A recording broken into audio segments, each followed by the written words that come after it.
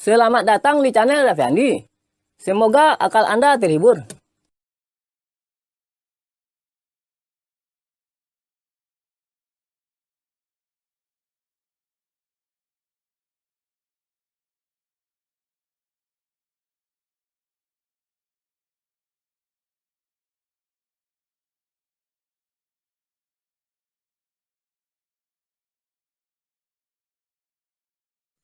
Anda mungkin sudah mengetahui bahwa tujuan membentuk pemerintahan negara Indonesia adalah untuk melindungi segenap bangsa Indonesia dan seluruh tumpah darah Indonesia, memajukan kesejahteraan umum, mencerdaskan kehidupan bangsa, dan ikut melaksanakan ketertiban dunia yang berdasarkan kemerdekaan, perdamaian abadi, dan keadilan sosial.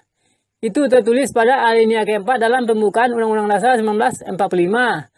Dan itu berhubungan dengan pasal 33 ayat 1-3 dalam Undang-Undang Dasar 1945 yang saya usulkan pada video saya yang pertama dengan judul Cita-cita Negara Indonesia versus Aksi Presiden Indonesia. Tidak nyambung dengan adil dan makmur. Saya berpendapat bahwa 4 tujuan membentuk pemerintahan negara tersebut di atas dalam rangka mencapai cita-cita negara. Dan itu tidak akan tercapai jika negara dibajak oleh etnis mayoritas, para pengusaha, partai politik, dan asing dari sisi eksekutif dan sisi legislatif. Dan jika para pembajak tersebut bisa memasukkan orang-orang yang mendukungnya ke lembaga yudikatif, maka negara Indonesia tidak lagi menjadi negara hukum, tetapi berubah menjadi negara penguasa yang menakutkan bagi rakyat. Karena itu agama Islam mengharamkan semua partai politik agar cita-cita bersama dari seluruh rakyat negara yang menjadi cita-cita negara bisa dicapai. Cara mengatasi pembajakan tersebut adalah dengan mengubah cara pemilihan anggota DPR, yaitu calon anggota DPR tidak lagi dipilih dari anggota partai politik, tetapi dari 19 kelompok politik dari seluruh rakyat di setiap provinsi yang bisa berperan secara efektif untuk membuat undang-undang yang akan dilaksanakan oleh pemerintah negara agar cita-cita negara bisa dicapai. Dan mereka diturunkan dari 4 tujuan membentuk pemerintah negara yang tertulis pada alinea keempat dalam pembukaan Undang-Undang Dasar 1945. Pada hari Minggu, tanggal 20 Oktober 2019, Joko Widodo sebagai Kepala Negara dan Kepala Pemerintahan menyampaikan harapannya dalam pidato di Kompleks DPR MPR. Mimpi kita, cita-cita kita di tahun 2045, Indonesia telah menjadi negara maju dengan pendapatan menurut hitung-hitungan 320 juta rupiah per kapita per tahun, atau 27 juta rupiah per kapita per bulan. Itulah target kita bersama. Selanjutnya, Jokowi berkata, mimpi kita di tahun 2045, produk domestik bruto Indonesia mencapai 7 triliun dolar Amerika Serikat. Indonesia sudah masuk 5 besar ekonomi dunia dengan kemiskinan mendekati 0%. Kita harus menuju ke sana. Kita sudah hitung, sudah kalkulasi. Target tersebut sangat masuk akal dan sangat memungkinkan untuk kita capai. Jokowi juga menyadari dengan berkata, namun semua itu tidak datang otomatis, tidak datang dengan mudah. Harus disertai kerja keras dan kita harus kerja cepat.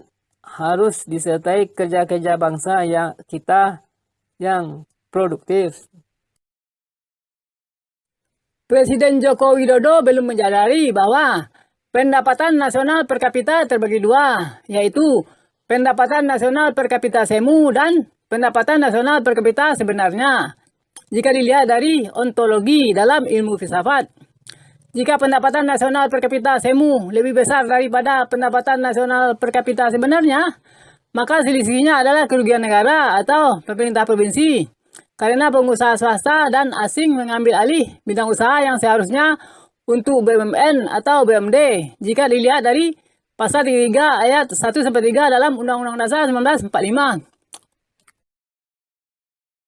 Pendapatan nasional per kapita SEMU adalah pendapatan nasional per kapita suatu negara yang tidak mencerminkan tingkat kesejahteraan masyarakat sebenarnya. Itu karena ada hak-hak BUMN dikuasai oleh pengusaha swasta dan asing. Hak-hak BUMD dikuasai oleh pengusaha swasta dan BUMN. Dan hak-hak usaha kecil dikuasai oleh usaha swasta besar. Pelanggaran hak tersebut di atas merugikan kesejahteraan umum atau publik dari seluruh rakyat provinsi dan seluruh rakyat Indonesia.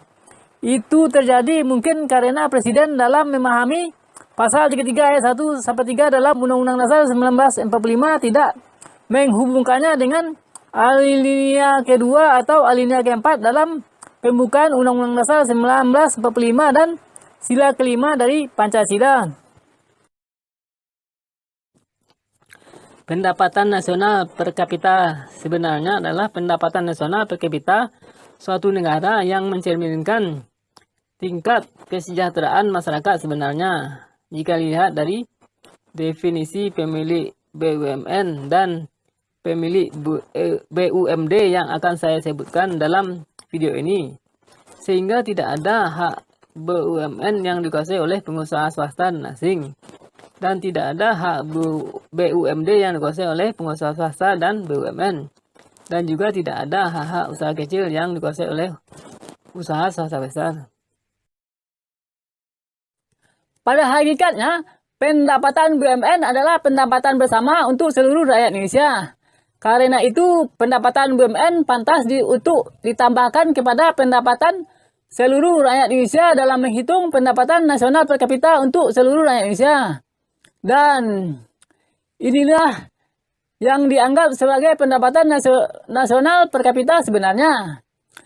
Pada hakikatnya, pendapatan BUMD adalah pendapatan bersama untuk seluruh rakyat provinsi. Karena itu pendapatan BUMD pantas untuk ditambahkan kepada pendapatan seluruh rakyat dari suatu provinsi dalam menghitung pendapatan regional per kapita untuk seluruh rakyat dari suatu provinsi. Dan inilah yang dianggap sebagai pendapatan regional per kapita tidak semu. Dari hal di atas, maka bisa didapat definisi pemilik BUMN dan definisi pemilik BUMD berikut ini. 1. Pemilik BUMN Indonesia adalah seluruh rakyat Indonesia. 2. Pemilik BUMD provinsi adalah seluruh rakyat dari suatu daerah provinsi.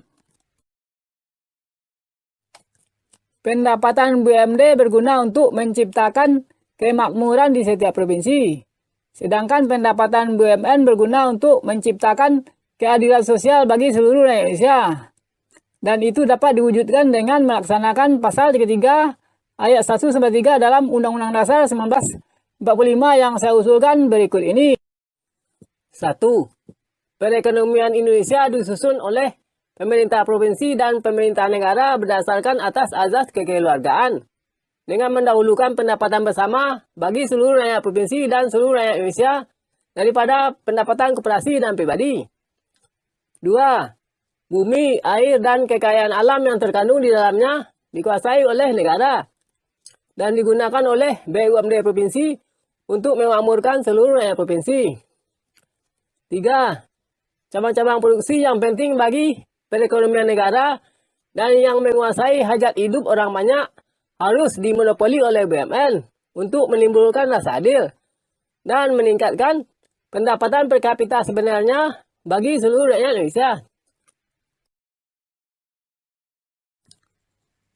IMF, Bank Dunia, dan CIA menghitung GDP per kapita dari setiap negara di dunia. Apakah 27 juta rupiah per kapita per bulan yang disebut Jokowi adalah GDP per kapita? Apa yang dihitung oleh IMF, Bank Dunia, dan CIA tersebut bisa menipu kepala-kepala negara di seluruh dunia, sehingga mereka mau meningkatkan investasi asing untuk meningkatkan GDP per kapita di negara mereka. Padahal itu tidak akan banyak meningkatkan pendapatan per kapita mereka sebenarnya, walaupun upah karyawannya di atas UMR. Itu juga mungkin salah satu yang menyebabkan munculnya Undang-Undang Cipta Kerja pada tahun 2020, yaitu sesudah Jokowi menyampaikan harapannya pada tahun 2019 dengan menyebut PDB atau GDP. Pendapat ambisius muncul dari mulut seorang pensiunan TNI. Luhut berkata, kita perlu Omnibus Law. Jangan sampai rating investasi kita terendah. Saya setuju jika Omnibus Law untuk menyinkronkan semua hukum dengan Undang-Undang Dasar 1945. Dan seharusnya begitu. Kemudian setelah itu, Anda bisa saling menyinkronkan di antara hukum-hukum yang ada. Tetapi saya tidak setuju untuk menyinkronkan semua hukum dengan Undang-Undang Cipta Kerja. Seolah-olah Undang-Undang Cipta Kerja adalah sumber dari semua hukum. Jika Anda berpikir tentang sila ke-1, maka sumber dari semua hukum adalah Tuhan Yang Maha Esa. Dan Undang-Undang Dasar 1945 harus tidak bertentangan dengan hukum-hukum Tuhan. Kemudian semua hukum dan undang-undang harus tidak bertentangan dengan Undang-Undang Dasar 1945.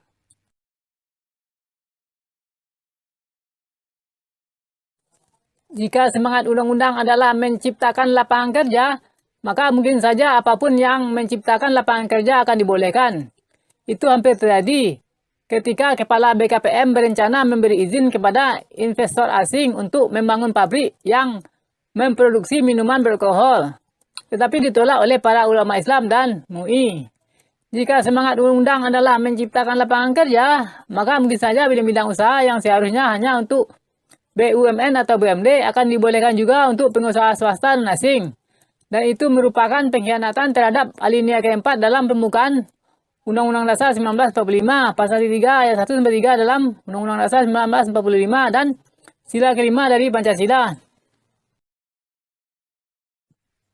Jika rating investasi di Indonesia rendah, menurut tim survei milik swasta asing, tetapi investasi itu dilakukan oleh BUMD, BUMN, Koperasi Seluruh Rakyat Provinsi, Koperasi Seluruh Rakyat Indonesia, dan pengusaha kecil baru lainnya, maka itu bisa memajukan kesejahteraan umum.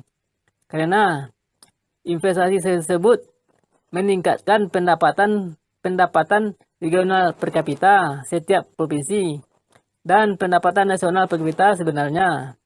Itu lebih baik daripada rating investasi tinggi karena pengusaha swasta korup dan asing, tetapi tidak berpengaruh banyak dan berkelanjutan pada pendapatan regional per kapita di setiap provinsi dan pendapatan nasional per kapita tidak semu. Jika dilihat dari cara menghitung pendapatan nasional per kapita dalam menghitung pendapatan regional provinsi per kapita. Jika mereka berkata investasi swasta dan investasi asing menambah lapangan kerja dan pendapatan dari pajak, maka jika itu adalah investasi BUMD dan BUMN, maka itu juga akan menambah lapangan kerja dan pendapatan dari pajak.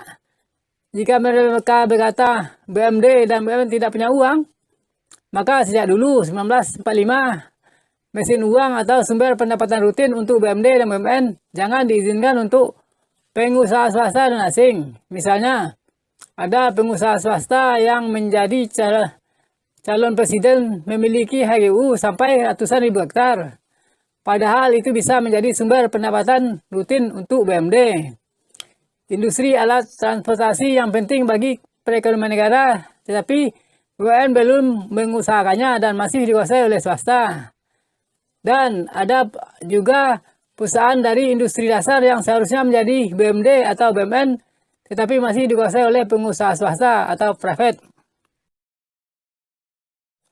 Sebaiknya lahan HGU hanya boleh maksimal 1 hektar untuk pengusaha swasta yang bidang usahanya di luar bidang usaha BUMN. dan produk ciptaannya bisa dijual ke seluruh dunia. Dan jika lebih dari itu, maka untuk usaha BUMD di setiap provinsi dan BUMN. Karena BUMN bersifat monopoli, maka saya mengusulkan agar setiap orang yang menciptakan produk dalam bidang usaha BUMN dan dia tidak bekerja di BUMN, jika produknya diproduksi oleh BUMN, maka dia akan mendapat uang sekitar 1% sampai 10% dari laba bersih produk tersebut setiap tahun. Jika bidang usaha BUMN dan BUMD tidak ada yang dikuasai oleh pengusaha swasta dan asing, maka pemerintah akan bisa membuat pengangguran mendekati 0%. Karena pemerintah akan lebih mudah mendistribusikan pekerjaan dengan sistem shift atau pembatasan jumlah kepemilikan usaha dan menciptakan pengusaha baru dengan bantuan modal usaha dari pendapatan BUMN atau BUMD atau utang dalam negeri. Jika semua usaha bidang BUMN dan BUMD sudah dikuasai oleh pemerintah, negara, dan provinsi, maka jika pembatasan jumlah kepemilikan usaha oleh seseorang dilakukan, maka pengusaha swasta mungkin akan memberi ide dan uang kepada saudaranya yang belum bekerja untuk membangun suatu usaha. Dan jika dia menyimpan uangnya di bank, maka pemerintah bisa meminjam uang tersebut untuk menciptakan pengusaha baru dengan bantuan modal usaha atau peralatan produksi. Itu menunjukkan bahwa uang yang disimpan oleh pengusaha di bank bermanfaat juga untuk negara. Karena negara bisa meminjam dana murah untuk memajukan ekonomi rakyat lainnya. Perlu diketahui bahwa pembatasan jumlah kepemilikan usaha dalam bidang dan unit akan memberi harapan kepada orang lain untuk berusaha dalam bidang dan unit tersebut. Dan jika ada orang lain yang masuk ke dalam bidang dan unit usaha tersebut, maka pengusaha yang lebih dulu tidak merasa iri hati dan menyambut warga senegaranya tersebut dengan senang hati untuk hidup dengan damai. Misalnya, ada seseorang dari kota yang punya keramba sampai 100 keramba di danau yang milik desa. Padahal itu bisa menjadi badan usaha milik desa. Dan jika dibatasi jumlah bidang dan unit usaha seseorang, maka orang kota tersebut mungkin tidak akan berusaha di desa.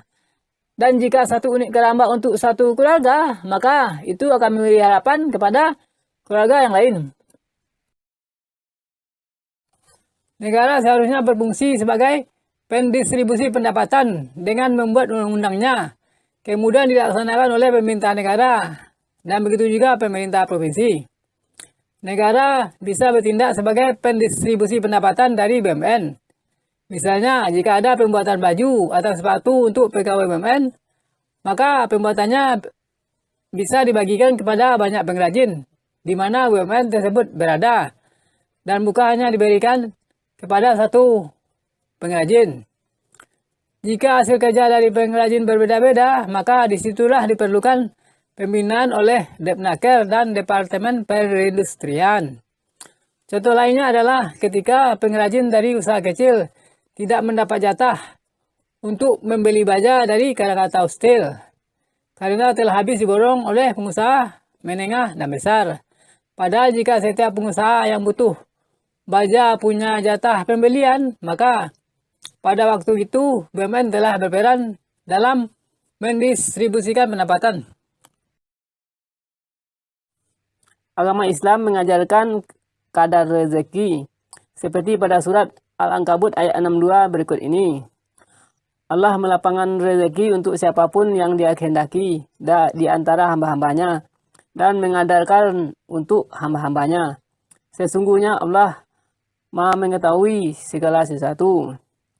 Jika bidang usaha BUMN dan BUMD tidak ada yang dikuasai oleh pengusaha swasta dan asing, maka pengusaha swasta akan kaya di bidang yang boleh untuknya, dan mungkin saja tidak ada perusahaan outsourcing. Karena kesejahteraan seluruh rakyat dan karyawan adalah pusat perhatian yang utama dari BUMN dan BUMD. Sebaliknya, tujuan outsourcing adalah memindahkan pekerjaan atau operasi dari suatu perusahaan ke perusahaan lain untuk memperkecil biaya produksi, atau untuk memusatkan perhatian kepada hal utama dari perusahaan tersebut, yaitu kelancaran proses produksi dan mendapatkan laba sebesar-besarnya. Pada hari Rabu, 1 Juli 2020, Bank Dunia telah menaikkan status Indonesia dari Lower Middle Income Country menjadi Upper Middle Income Country. Itu sesudah Kepala BPS Suharyanto berkata dalam konferensi pers pada hari Rabu 5 Februari 2020 bahwa produk domestik bruto per kapita Indonesia selama tahun 2019 naik menjadi 59,1 juta rupiah per tahun atau 4.175 dolar Amerika Serikat dari sebesar 56 juta rupiah per tahun atau 3.927 dolar Amerika Serikat pada tahun 2018. Kenaikan status tersebut diberikan berdasarkan penilaian Bank Dunia karena GNI per kapita Indonesia tahun 2019 naik menjadi 4.050 US dollar dari posisi sebelumnya 3.840 US dollar pada tahun 2018. Pada negara yang GNI per kapitanya tinggi, biaya hidup juga tinggi. Karena itu upah harus tinggi. Dan itulah satu hal yang mengakibatkan GNI per kapitanya tinggi. Hal serupa pernah juga terjadi di Indonesia, yaitu sesudah perubahan nilai kurs dari Rp2.300 per dolar Amerika Serikat pada Agustus 1997 menjadi Rp16.650 per dolar Amerika Serikat pada Juli 1998. Sehingga harga dalam negeri naik. Karena itu jika gaji ASN dinaikkan sekitar 10 kali lipat dan upah buruh naik juga sekitar 10 kali lipat, sedangkan harga barang dan jasa naik di antara 10 sampai lebih dari 40 kali lipat, dan itu bisa menaikkan GNI per kapita Indonesia pada tahun 2011 menjadi sekitar 10 kali lipat juga terhadap GNI per kapita Indonesia tahun 1997. Lihat pada tabel di bawah ini.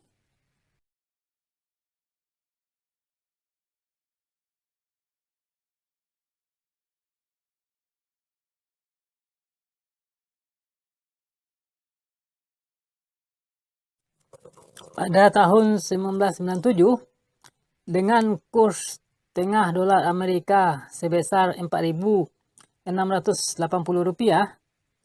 maka jumlah orang miskin sebesar 34,5 juta orang, sedangkan GNI per kapita sebesar 647 dolar Amerika. Pada tahun 1998, dengan kurs tengah dolar Amerika naik menjadi Rp10.492, maka jumlah orang miskin naik juga menjadi 49,5 juta orang dan GNI per kapita naik menjadi 660 dolar Amerika. Pada tahun 2011 dengan kurs tengah dolar Amerika sebesar Rp9.113, maka jumlah orang miskin turun menjadi 29,89 juta orang. Dan GNI per kapita naik menjadi 3.453 dolar Amerika. Itu adalah 5,3 kali GNI per kapita tahun 1997 dalam dolar, tetapi 10,4 kali GNI per kapita tahun 1997 dalam rupiah. Indonesia baru pada tahun 2011 dengan kondisi tingkat kemiskinan yang lebih baik daripada tahun 1997. Jika gaji ASN dinaikkan 10 kali lipat pada tahun 1998, sesudah kenaikan harga di pasar, lalu diikuti kenaikan upah buruh 10 kali lipat. Orang-orang yang tidak bisa menyesuaikan diri dengan kenaikan harga di pasar, maka pendapatan mereka akan berkurang. Itu terlihat dari meningkatnya jumlah orang miskin pada tahun 1998, yaitu 49,5 juta orang. Dan jumlah mereka pada tahun 2011 sekitar 29,9 juta orang. Lebih sedikit daripada jumlah mereka pada tahun 1997, yaitu 34,5 juta orang. Karena GNI per kapita tahun 2011 dalam rupiah adalah 10,4 kali GNI per kapita tahun 1997 dalam rupiah.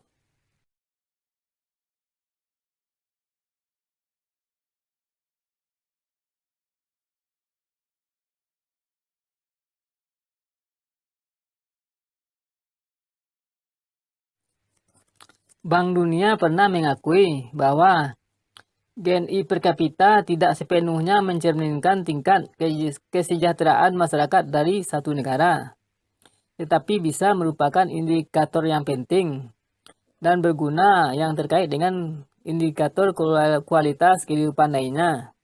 Contohnya adalah pengaruh positif dan negatif dari perubahan lingkungan terhadap kehidupan manusia dan binatang di suatu provinsi.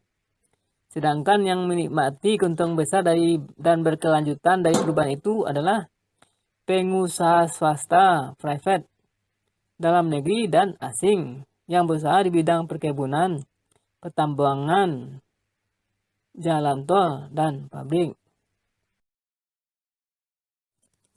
Ada perbedaan di antara data yang disampaikan kepada masyarakat oleh BPS dan Bank Dunia, yaitu BPS menyampaikan produk domestik bruto per kapita kepada wartawan, sedangkan Bank Dunia menyampaikan nilai GNI per kapita Indonesia kepada wartawan. Apakah Anda mengetahui cara menghitung GNI atau Gross National Income dan definisi PDB, produk domestik bruto yang disebut Jokowi? Ayo ikuti video ini sampai selesai. Produk domestik bruto atau gross domestic product adalah jumlah nilai barang dan jasa akhir yang dihasilkan oleh berbagai faktor produksi di wilayah satu negara dalam jangka waktu tertentu atau 1 tahun. Barang dan jasa tersebut mungkin diproduksi oleh perorangan, koperasi, dan perusahaan milik warga negara tersebut di dalam negeri dan di luar negeri, dan oleh warga negara lain dan perusahaan milik warga negara lain yang beroperasi di negara tersebut. Tahukah Anda cara menghitung pendapatan nasional per kapita yang diajarkan di sekolah-sekolah SMA? Pendapatan nasional per kapita Indonesia dapat dihitung dengan rumus berikut. Pendapatan nasional per kapita sama dengan pendapatan nasional bagi jumlah penduduk Indonesia.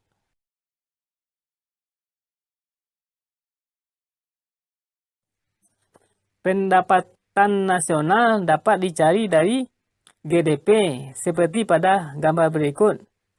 Ini dari kiri ke kanan. Gross domestic product berguna untuk mencari gross national income atau GNI. Berguna mencari net national income atau NNI.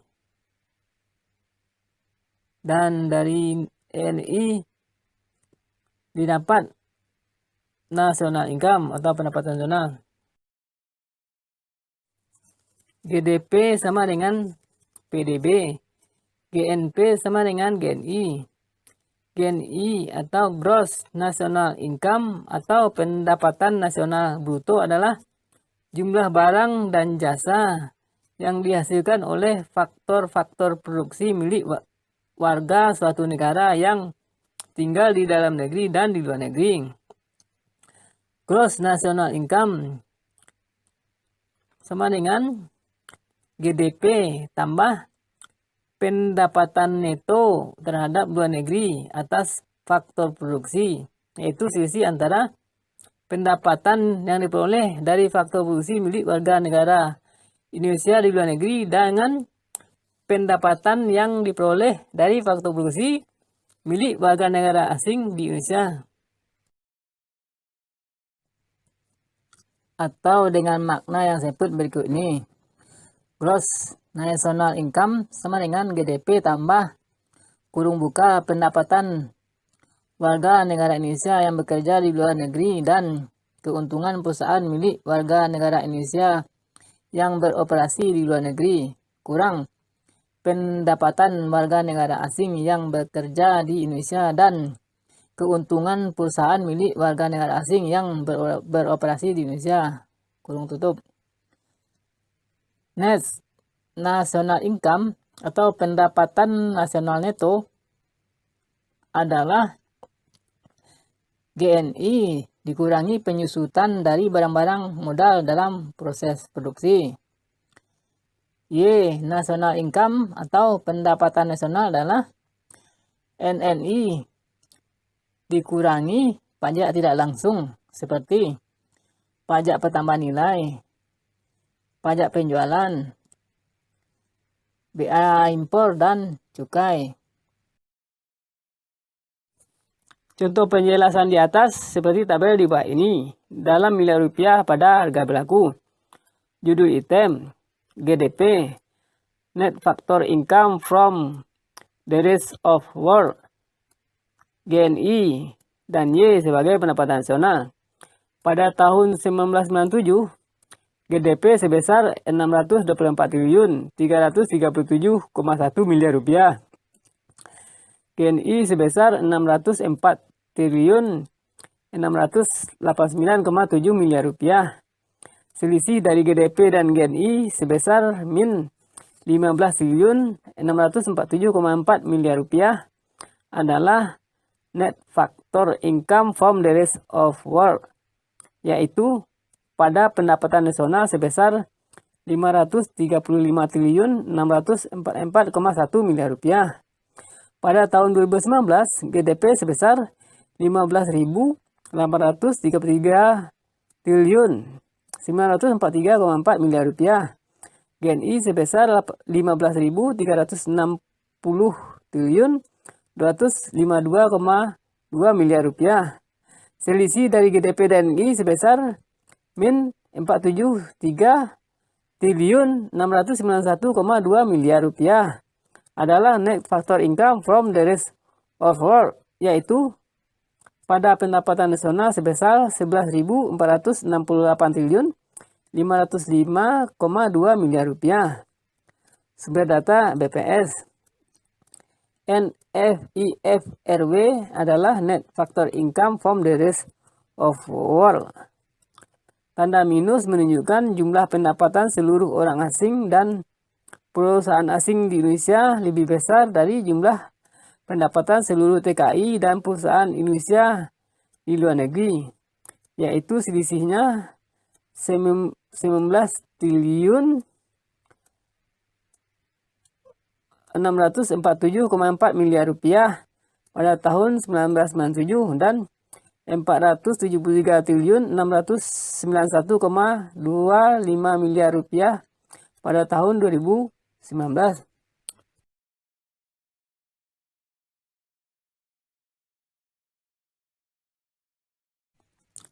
Pemerintah Indonesia menggunakan pendekatan produksi dan pendekatan pengeluaran dalam menghitung pendapatan nasional.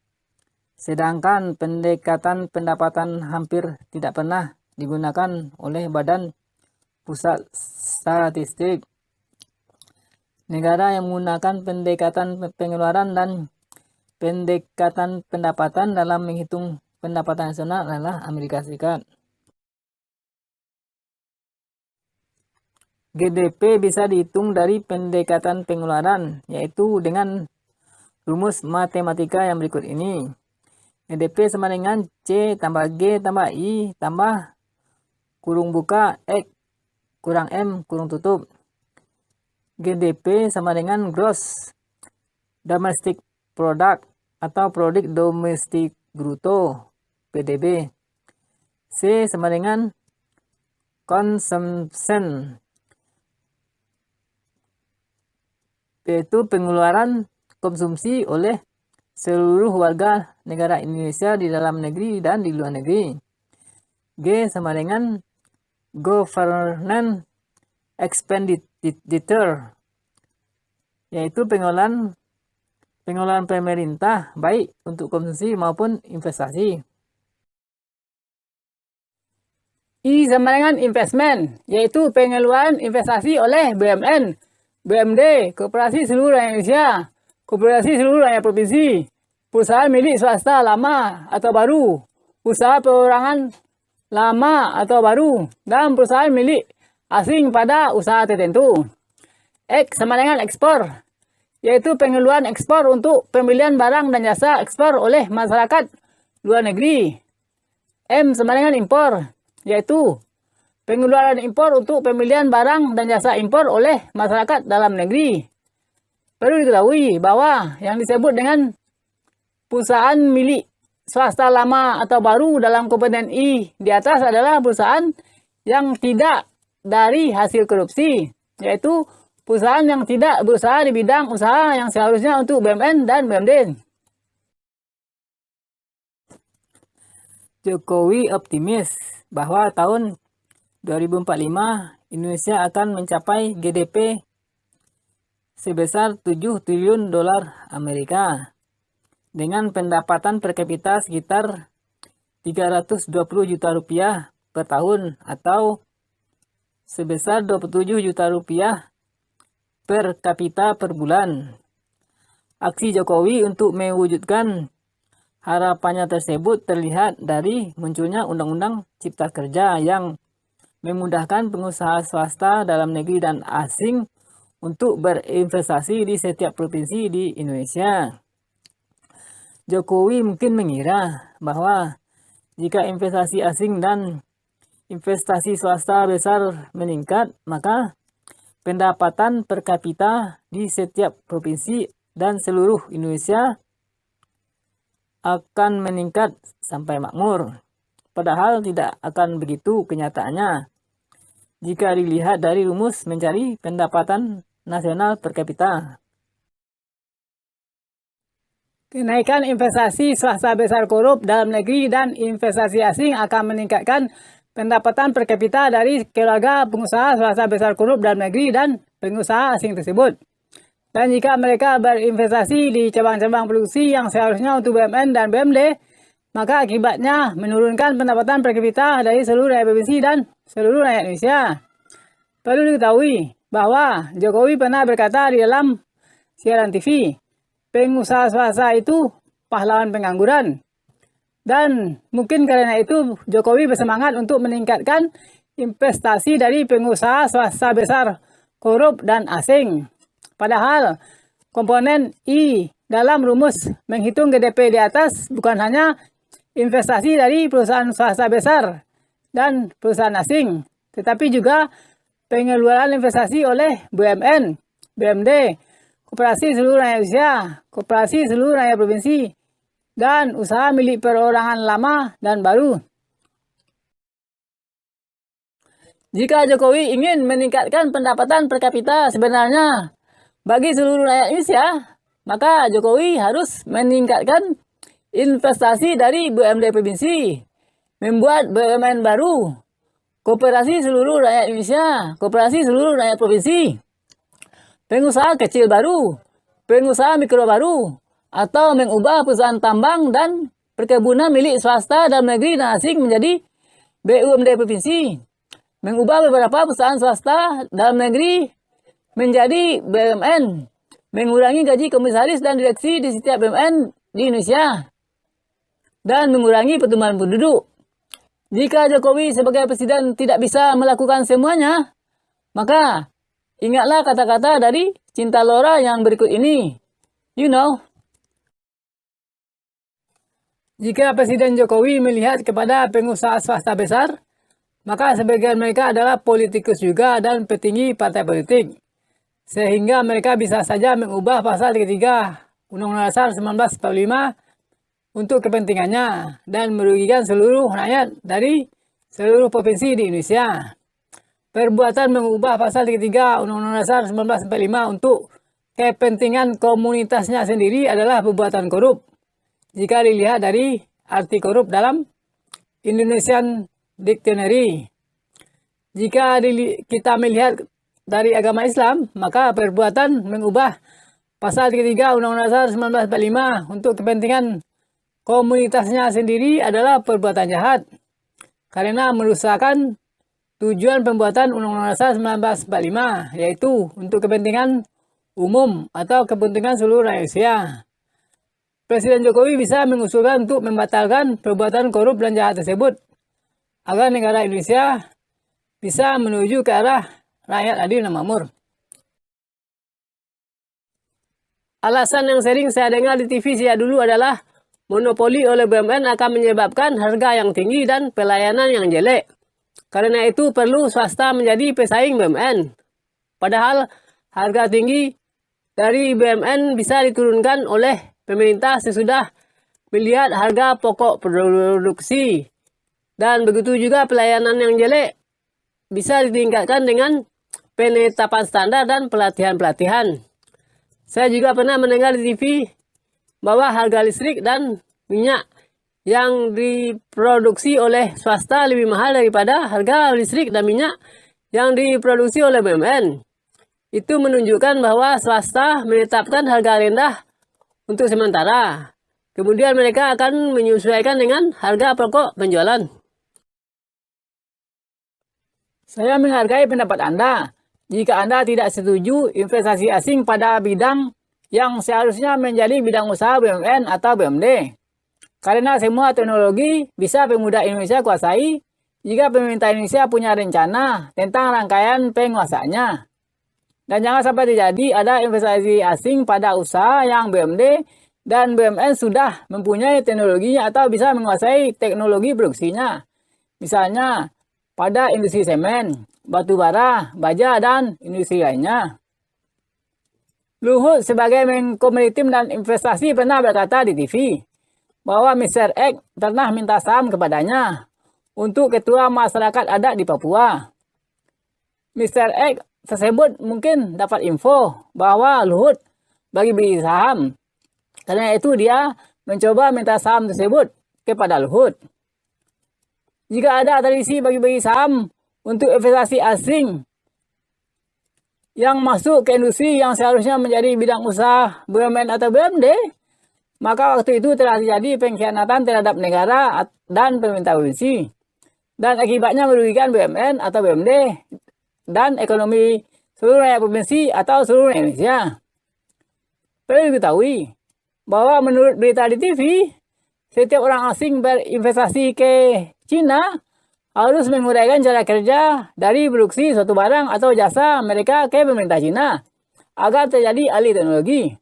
Sehingga pemerintah Cina bisa membuat BUMN atau BUMD baru. Dan negara Cina bisa menjadi negara maju dengan merebut teknologi. Misalnya mengirim para pemudanya untuk kuliah ke luar negeri dengan biaya negara Cina. Dan tidak menunggu transfer teknologi untuk perusahaan milik para pengurus partai. Cara lain untuk alih teknologi adalah pemerintah mendirikan BUMN baru, kemudian menggaji tenaga kerja asing untuk mengembangkannya jika insinyur teknik dari Indonesia tidak bisa.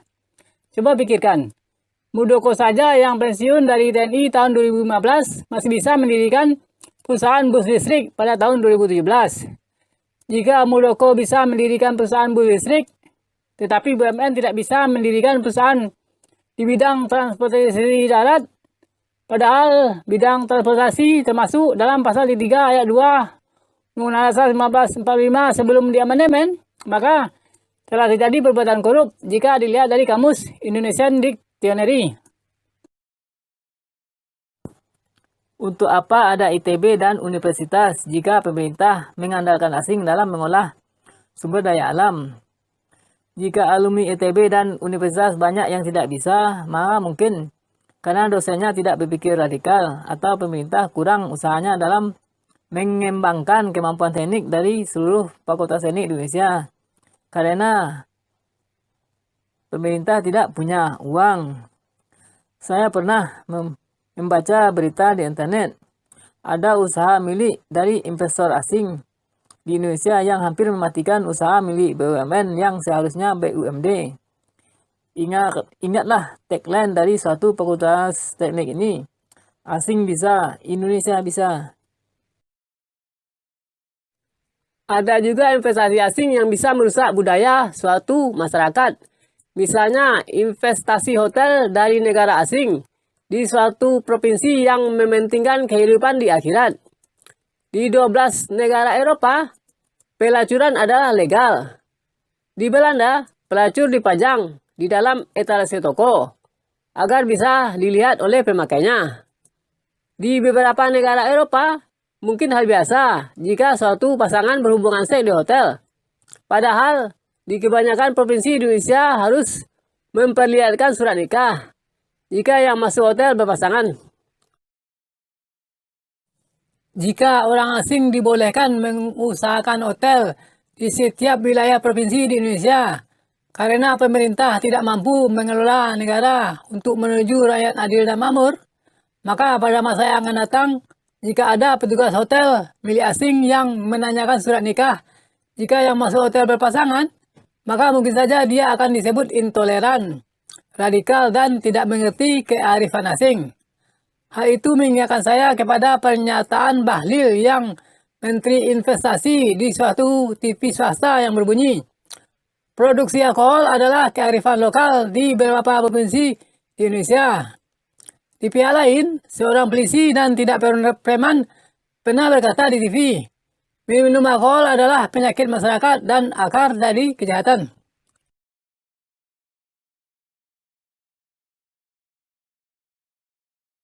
Tujuan pengembangan usaha pariwisata di setiap negara adalah untuk mendapatkan devisa sebanyak-banyaknya.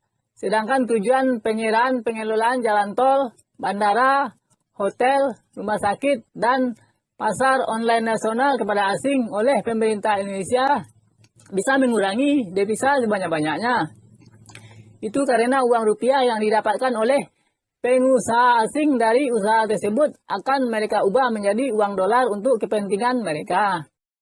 Jika pemerintah berpikir menurut konstitusi dan secara optimal, maka pemerintah akan berusaha mendapatkan devisa sebanyak-banyaknya dan mengurangi pelarian devisa ke luar negeri sebanyak-banyaknya dengan usaha BUMN, BUMD, koperasi seluruh rakyat provinsi, koperasi seluruh rakyat Indonesia, dan swasta dalam negeri.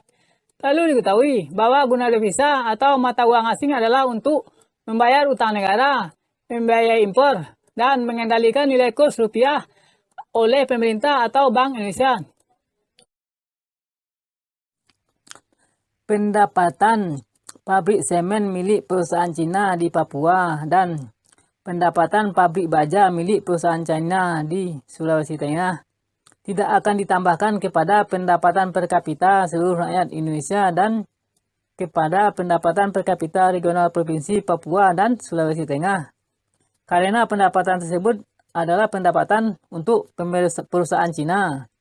Dan mungkin saja negara Cina mau memerangi negara Anda jika Anda menghentikan HGU dari perusahaan milik pengusaha Cina tersebut.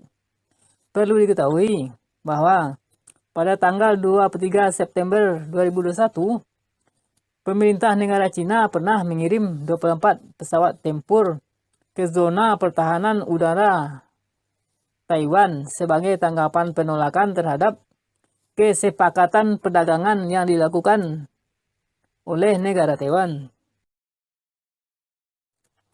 Pendapatan Garuda Indonesia sebelum diprivatisasi layak untuk ditambahkan kepada pendapatan per kapita seluruh rakyat Indonesia.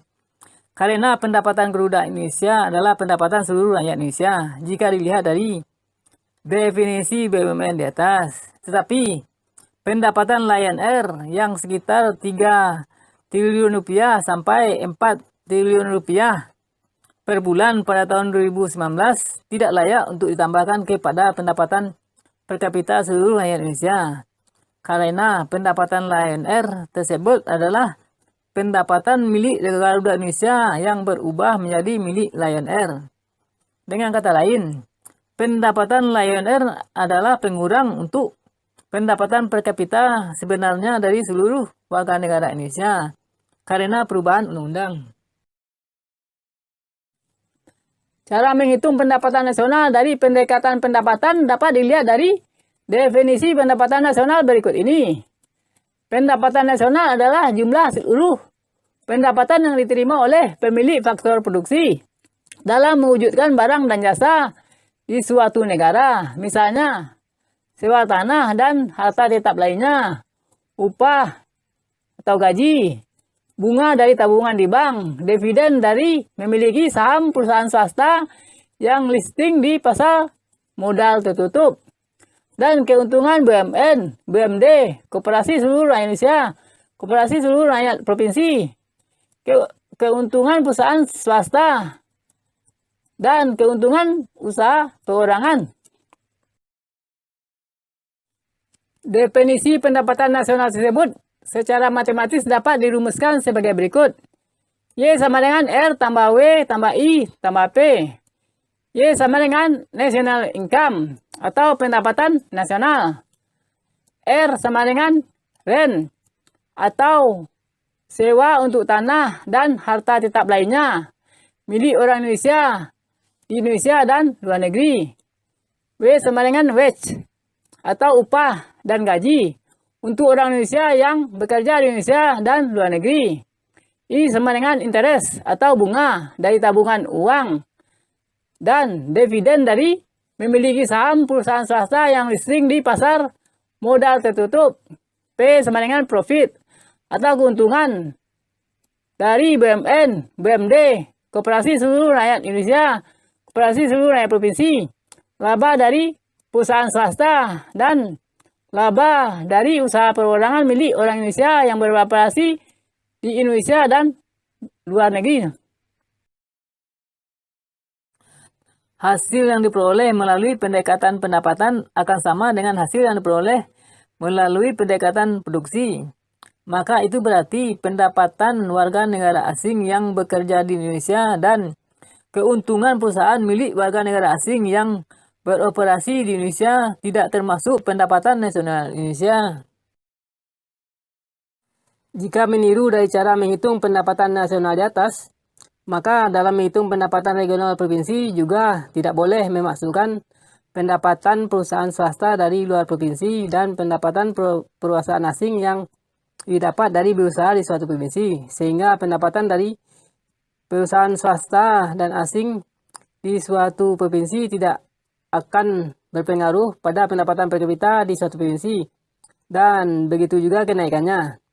Bahkan menurut Haris Adhar, Menteri Dalam Negeri pernah membatalkan perda yang memungut pajak dari perusahaan swasta dari luar provinsi dan perusahaan asing yang berusaha di suatu provinsi. Perlu diketahui bahwa di Amerika Serikat ada juga BUMN, BUMD, dan koperasi. Tetapi Amerika Serikat mengandalkan pajak flat sebesar 35% dari tahun 1993 sampai tahun 2017 kepada setiap perusahaan milik orang Amerika Serikat yang beroperasi di Amerika Serikat dan di luar Amerika Serikat untuk menyejahterakan rakyatnya. Bahkan pada tahun 1942, Amerika Serikat pernah menetapkan pajak perusahaan sebesar 53%. Kemudian berubah menjadi 38% pada tahun 1993. Dan sekarang pajak tersebut menjadi 28% sejak tahun 2021.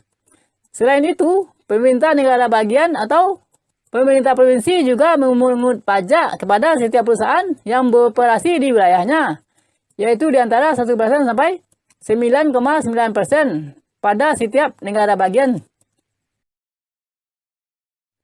Biasanya pengusaha akan membebankan pajak yang dipungut oleh pemerintah kepada konsumen, sehingga kebijakan tersebut bisa menyebabkan biaya hidup yang tinggi di Amerika Serikat.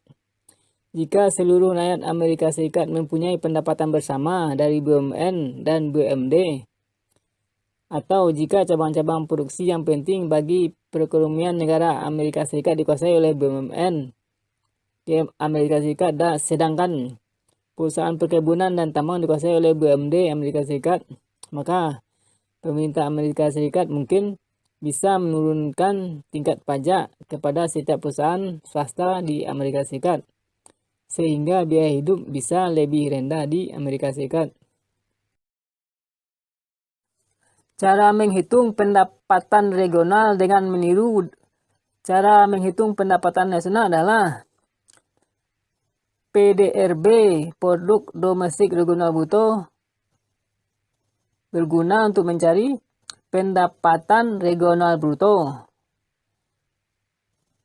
Berguna untuk mencari pendapatan regional neto. Berguna untuk mencari pendapatan regional. Produk domestik regional bruto provinsi adalah jumlah barang dan jasa yang dihasilkan oleh faktor-faktor produksi milik warga dengan KTP suatu provinsi yang tinggal di dalam wilayah suatu provinsi dan di luar wilayah suatu provinsi. Pendapatan regional bruto provinsi sama dengan PDRB tambah kurung buka pendapatan warga dengan KTP provinsi yang bekerja di luar wilayah suatu provinsi dan keuntungan perusahaan milik warga dengan KTP provinsi yang beroperasi di luar wilayah suatu provinsi kurang pendapatan warga dengan KTP provinsi lain yang bekerja di wilayah suatu provinsi dan keuntungan perusahaan milik warga dengan KTP provinsi lain yang beroperasi di wilayah suatu provinsi. Kurang tutup.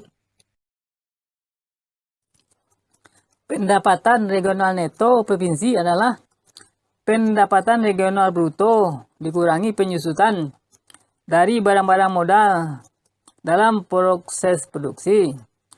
Pendapatan regional provinsi adalah pendapatan regional neto provinsi dikurangi pajak tidak langsung neto. Pajak tidak langsung neto sama dengan pajak tidak langsung dikurangi subsidi. Pajak tidak langsung misalnya pajak penjualan, bea ekspor dan impor, cukai, dan lain-lain pajak. Kecuali pajak pendapatan dan pajak perseorangan. Pendapatan regional provinsi per kapita sama dengan pendapatan regional provinsi dibagi jumlah seluruh penduduk provinsi. Pendapatan perusahaan tambang batubara milik pengusaha swasta dari luar Kaltim di Kalimantan Timur tidak boleh ditambahkan kepada pendapatan per kapita seluruh rakyat Kalimantan Timur. Pendapatan perusahaan perkebunan sawit milik pengusaha swasta dari luar Sumut di Sumatera Utara tidak boleh ditambahkan kepada pendapatan per kapita seluruh rakyat Sumatera Utara.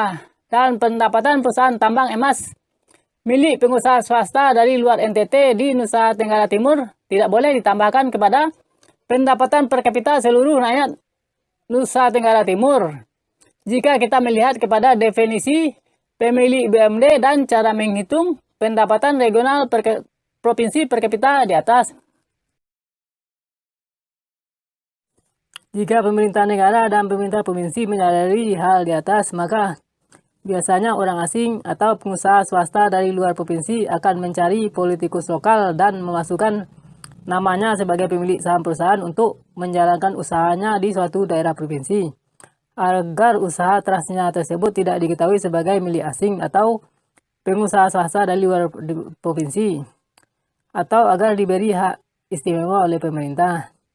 Hak istimewa tersebut bisa dalam bentuk tax holiday, tax amnesty, dan lain-lain karena ada relasi di antara pengusaha dan politikus. Bahkan seorang politikus berkata yang maksudnya kira-kira seperti ini. Jika kita membolehkan orang asing berusaha di bidang usaha yang tidak boleh menurut pasal 33 ayat 1-3 dari Undang-Undang Dasar 1945, maka kita akan dibolehkan juga berinvestasi di negara mereka jika mereka menjadi pejabat pemerintah di negara mereka. Politikus tersebut tampaknya berpikir barter izin usaha di antara pengusaha yang menjadi politikus. Padahal kita bernegara itu tentang mencapai tujuan bersama yang tertulis dalam konstitusi. Maka jika tidak dibolehkan oleh konstitusi, maka jadikan itu sebagai alasan untuk menolak pengusaha asing. Dan jangan pula konstitusi yang diubah jika cara untuk mencapai tujuan bersama yang tertulis dalam konstitusi adalah yang paling bagus di seluruh dunia. Sekolah Ekonomi Konstitusional Rusia diciptakan pada tahun 2006 dan ekonomi konstitusional masuk dalam kurikulum di berbagai universitas, yaitu dengan gagasan bahwa ekonomi konstitusional memungkinkan untuk melakukan analisis ekonomi dengan melihat kepada konstitusi Rusia dalam proses legislatif, terutama anggaran, sehingga membantu mengatasi kesewenang-wenangan dalam keputusan ekonomi dan keuangan. Perlu diketahui bahwa sebelum ada Sekolah Ekonomi Konstitusional Rusia, beberapa politikus di Uni Soviet, Cina, Inggris, dan Eropa telah merugikan publik di negaranya dengan kebijakan mereka, ketika mereka membolehkan pendapatan bersama menjadi pendapatan pribadi atau private. Anda mungkin bisa mengira kerugian BUMN, BUMD, seluruh rakyat provinsi, dan seluruh rakyat Indonesia karena pengusaha swasta telah menjadi politikus. Bahkan pengusaha swasta yang serakah, tidak berjiwa sosial, anti Undang-Undang Dasar 1945, dan anti Pancasila mau menyebut orang-orang sosialis sebagai komunis. Padahal ciri khas komunisme adalah anti agama dan penghapusan kepemilikan pribadi atas tanah. Orang-orang sosialis hanya menginginkan bahwa pendapatan bersama untuk seluruh rakyat provinsi dan seluruh rakyat Indonesia jangan dibolehkan menjadi pendapatan pribadi. Itu adalah sikap yang sesuai dengan alinea keempat dan pasal 33 ayat 1-3 dalam Undang-Undang Dasar 1945 sebelum diamandemen dan sila kelima dari Pancasila. Perlu diketahui bahwa orang-orang sosialis mementingkan seluruh rakyat provinsi dan seluruh rakyat Indonesia. Sedangkan para pengusaha swasta yang anti Undang-Undang Dasar 1945 dan anti Pancasila mementingkan dirinya sendiri dan mau merampas pendapatan bersama untuk seluruh rakyat provinsi dan seluruh rakyat Indonesia menjadi pendapatan keluarganya. Orang Islam menganggap pendapatan bersama dan pendapatan pribadi atau swasta adalah dua ayat, seperti malam dan siang adalah dua ayat, sehingga tidak ada orang Islam yang mengatakan malam adalah siang atau siang adalah malam. Dan jika seorang Islam mengambil pendapatan bersama untuk menjadi pendapatan pribadi atau swasta, maka dia adalah orang jahat karena dia mendustakan ayat-ayat tentang kehidupan bernegara, sehingga dia merugikan kesejahteraan umum dari seluruh rakyat provinsi dan seluruh rakyat Indonesia. Karena pendapatan BUMN adalah pendapatan bersama untuk seluruh rakyat Indonesia, maka pendapatan BUMN akan dibagikan secara adil kepada seluruh rakyat Indonesia dalam menghitung pendapatan nasional per kapita. Dan itu akan menjadi pendapatan nasional per kapita sebenarnya. Jika Presiden ingin pendapatan nasional per kapita adalah 27 juta rupiah per bulan pada tahun 2045, maka Presiden perlu memajukan kesejahteraan umum dengan melaksanakan pasal 33 ayat 1-3 dalam Undang-Undang Dasar 1945 yang saya usulkan pada video ini, agar pendapatan nasional per kapita yang terjadi adalah pendapatan nasional per kapita sebenarnya. Jika Presiden hanya memperbesar pendapatan nasional per kapita semu, maka Presiden telah mengkhianati negara dengan mengkhianati pasal 3 ayat 1-3 dalam Undang-Undang Dasar 1945 sebelum diamandemen. Karena perbuatannya tersebut bisa merugikan BUMN dan BUMD. Itu bisa mengganggu stabilitas nasional seperti pada tahun 1998. Karena perbuatan Presiden merugikan pendapatan seluruh rakyat provinsi dan pendapatan seluruh rakyat Indonesia.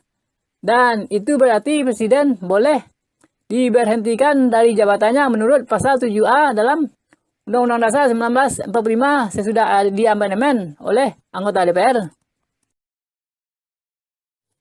Sekarang pahamilah ayat Quran yang berikut ini. Hai manusia, makanlah yang halal lagi baik dari apapun yang ada di bumi. Dan janganlah kamu mengikuti langkah-langkah setan. Sesungguhnya setan itu musuh yang nyata untuk kamu. Dan telah merugilah setiap orang yang sewenang-wenang lagi keras kepala. Sesungguhnya setan menyuruh kamu untuk berbuat jahat dan keji. Dan kamu mengatakan apa yang tidak kamu ketahui tentang Allah. Dan siapapun yang memperbuatnya di antara kamu, maka dia telah sesat daripada jalan yang sama. Sesungguhnya Allah menyuruh untuk bersikap adil dan berbuat baik dan memberi kepada karib kerabat. Dan dia melarang untuk berbuat keji dan mungkar dan melanggar hak orang lain atau hak seluruh rakyat provinsi. Dia mengajarkan kepada kamu supaya kamu menerima peringatan